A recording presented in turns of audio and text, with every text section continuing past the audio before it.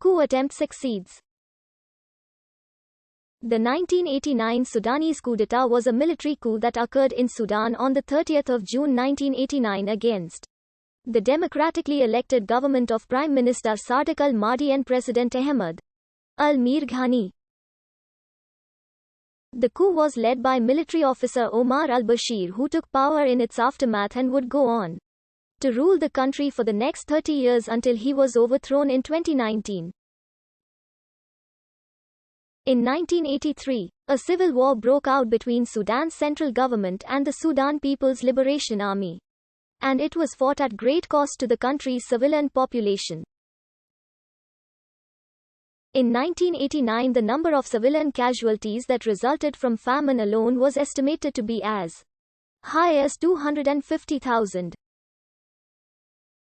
By February 1989, a group of Sudanese army officers presented an ultimatum to the incumbent Prime Minister, Sadiq al-Mahdi, in which they asked him to either end the war or give the military the means to end it, with Mahdi choosing the former.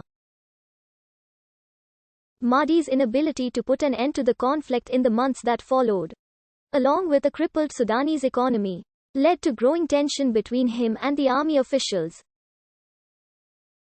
His decision on 18 June to arrest a group of 14 military officials and 50 civilians, all of whom were accused of being engaged in a plan to overthrow the government and restore former President Ghaffar Niamey to power, may have further motivated the coup, though Niamey himself denied having any involvement in the plot.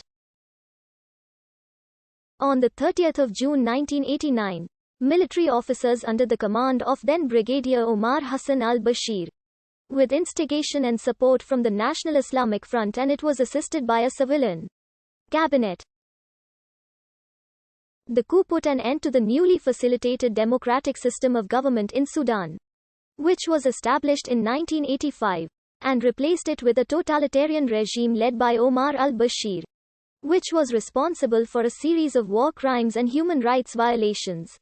The support which the new Sudanese government received from the NIF, which would eventually lead it to receive support from Iran, enabled it to make large-scale arms purchases from China and the former Soviet republics, which it used to step up the still ongoing civil war in the south in an effort to end it with a military victory. Under the heavy influence of the NIF, the government also banned political parties, trade unions, and other non-religious institutions, imposed tight controls on the press as well as strict dress and behavior codes on women.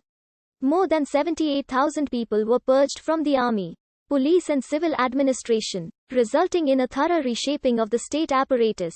Al-Bashir has been held responsible for the Darfur genocide by the International Criminal Court, which has sought his extradition since 2008 on charges of genocide, war crimes, and crimes against humanity. Al-Bashir's regime was removed from power in another military coup on the 11th of April 2019.